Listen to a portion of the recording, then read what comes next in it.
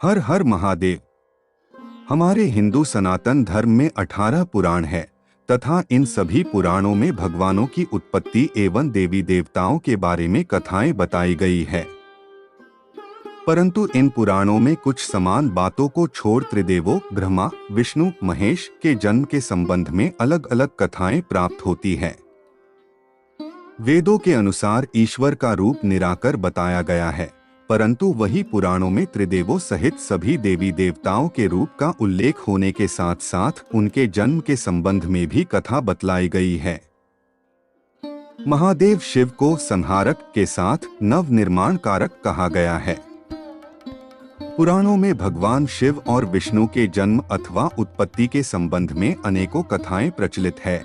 शिव पुराण के अनुसार भगवान शिव को स्वयंभू कहा गया है, वही विष्णु पुराण में भगवान विष्णु को स्वयंभू बतलाया गया है।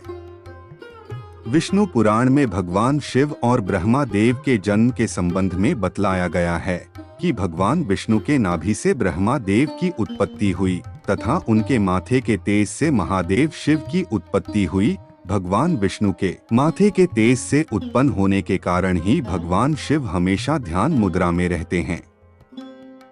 जबकि शिव पुराण के अनुसार एक बार भगवान शिव अपने टखने पर अमृत मल रहे थे, तब उनके भगवान शिव के शरीर व अमृत के योग से भगवान विष्णु की उत्पत्ति हुई। विष्णु पुराण में वर्णित एक अन्य कथा के अनुसार भगवान शिव के बाल्य रूप का वर्णन किया गया है। यह कथा बेहद मनभावन है, जिसमें बताया गया है कि एक बार ब्रह्मा देव को बच्चे की जरूरत थी तथा उन्होंने पुत्र प्राप्ति के लिए बेहद कठोर तपस्या करी। उनके तपस्या से प्रसन्न भगवान शिव रोते हुए बालक के रूप में ब्रह्मा देव के गोद में प्रकट हुए। अपने गोद में एक छोटे से बच्चे को रोते देख जब ब्रह्मा ने उससे रोने का कारण पूछा, तो बच्चे ने बड़ी मासूमियत से उत्तर दिया कि उसका नाम ब्रह्मा नहीं है, इसलिए वह रो रहा है। तब ब्रह्मा ने भगवान शिव का नाम रुद्र का अर्थ होता है रोने वाला, रखा, परंतु इस पर भी शिवरूपी वह बालक चुप नहीं हुआ। तब ब्रह्मा ने उन्हें दूसरा नाम दिया, परंतु फिर भी जब वह बालक चुप नहीं हुआ, तब ब्रह्मा जी उस बालक का नाम देते गए और वह रोता रहा।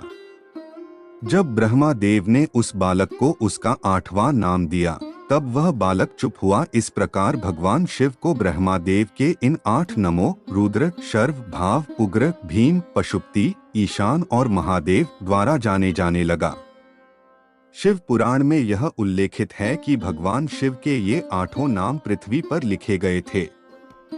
शिव के इस प्रकार ब्रह्मा के पुत्र के रूप में जन्म लेने और उनके 8 नाम रखने के पीछे विष्णु पुराण में यह बतलाया गया है कि जब धरती, पाताल व ब्रह्मांड सभी जल मग्न थे, उस समय भगवान ब्रह्मा, विष्णु तथा शिव के अलावा कोई भी देव या प्राणी विद्यमान नहीं था।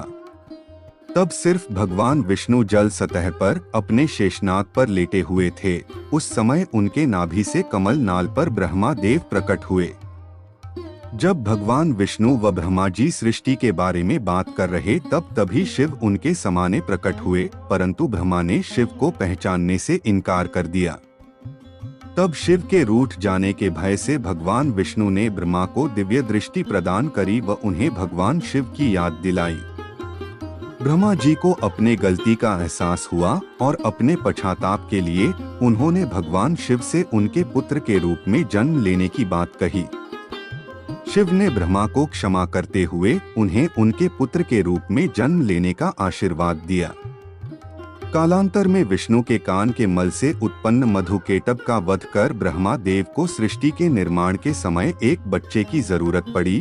तब ब्रह्मा देव को भगवान शिव के आशीर्वाद का ध्यान आया तथा इस प्रकार ब्रह्मा देव की तपस्या से प्रसन्न होकर भगवान शिव उनके गोद में बालक के रूप में प्रकट हुए। श्रीमद् भगवद में बतलाया गया है कि जब भगवान विष्णु और ब्रह्मा देव दोनों में अहंकार उत्पन्न हो गया था तथा वे एक दूसरे से अपने आप को श्रेष्ठ बतलाने के लिए लड़ने लगे, तब उनके सामने भगवान शिव एक तेज प्रकाशवान खंभे के रूप में प्रकट हुए, जिसका ओरछोर ब्रह्मा व विष्णु नहीं समझ पाए थे। हर हर महादेव। कहानी अच्छी लगी हो तो चैनल को सब्सक्राइब कर लें। धन्यवाद।